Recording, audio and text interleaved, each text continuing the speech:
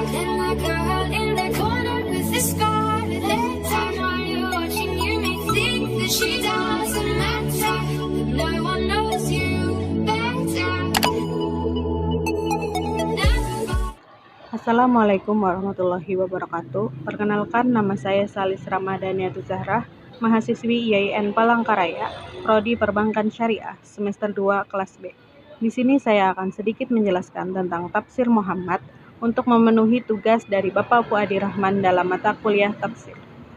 Semoga teman-teman yang menyaksikan dapat memahami apa yang saya sampaikan. Nabi Muhammad, Nabi dan Rasul terakhir yang diutus oleh Allah Subhanahu wa Ta'ala untuk membimbing manusia ke jalan yang benar. Rasulullah SAW dilahirkan pada hari Senin, tanggal 12 Rabiul Awal tahun Gajah, sekitar tahun 570 Masehi, yaitu setelah kelahiran Isa Al-Masih. Dan diriwayatkan oleh Ibnu Abbas bahwa dia berkata, Rasulullah dilahirkan pada hari Senin, dia diangkat menjadi Nabi pada hari Senin, dia hijrah dari Mekah ke Madinah pada hari Senin, dan dia meninggal dunia pada hari Senin.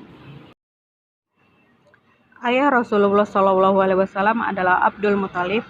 Nama ibu Rasul Aminah binti Wahab bin Abdi Zahrah ibnu Murrah. Ada beberapa ayat Al-Quran yang berbicara tentang Nabi Muhammad sebelum kenabian beliau. Antara lain, bukankah dia mendapatimu sebagai seorang yatim, lalu dia melindungimu, dan dia mendapatimu sebagai seorang yang bingung, lalu dia memberikan petunjuk, dan dia mendapatimu sebagai seorang yang kekurangan, lalu dia memberikan kecukupan. Quran Surah Ad-Duha ayat 6-8. Beliau yatim sejak di dalam kandungan, kemudian dipelihara dan dilindungi oleh paman dan kakeknya. Beliau hidup di dalam keresahan dan kebimbangan melihat sikap masyarakatnya. Lalu Allah memberikannya petunjuk dan mengangkatnya sebagai nabi dan rasul. Beliau hidup miskin karena ayahnya tidak meninggalkan warisan untuknya, kecuali beberapa ekor kambing dan harta lainnya yang tidak berarti. Tetapi Allah memberinya kecukupan, khususnya menjelang dan saat hidup berumah tangga dengan istrinya Khadijah. Ayat lain yang oleh ulama dianggap berbicara tentang Nabi Muhammad SAW pada masa kanak-kanaknya adalah surah Al-Nasrah ayat pertama. Bukankah kami telah melapangkan dada untukmu? Sebagian ulama mengartikan kata nasroh berarti memotong atau membedah bila dikaitkan dengan sesuatu yang bersifat materi. Artinya demikian. Apabila dikaitkan dengan sesuatu yang bersifat non-materi, kata itu mengandung arti membuka, memberi pemahaman, menganugerahkan, ketenangan, dan semaknanya. Yang mengaitkan dengan hal-hal materi berpendapat bahwa ayat ini berbicara tentang pembedahan yang pernah dilakukan oleh para malaikat terhadap Nabi Muhammad SAW dikala beliau remaja. Pendapat ini antara lain dikemukakan oleh Musafir An-Naisaburi. Tetapi sepanjang penelitian, penulis kata tersebut dengan berbagai bentuknya terulang sebanyak 5 kali, dan tidak satu pun yang digunakan dalam arti harfiah, apalagi bermakna pembedahan. Akan lebih jelas lagi jika hal itu disejajarkan dengan ayat Al-Quran yang berbicara tentang doa Nabi Musa di dalam Al-Quran.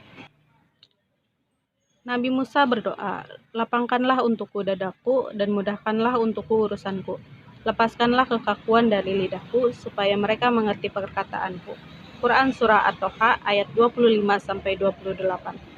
Selanjutnya Al-Quran menegaskan bahwa Nabi Muhammad SAW tidak pernah membaca satu kitab atau menulis satu kata sebelum datangnya wahyu Al-Quran. Dan kamu tidak pernah membaca sebelumnya sesuatu kitab pun, dan kamu tidak pernah menulis suatu kitab dengan tangan kananmu.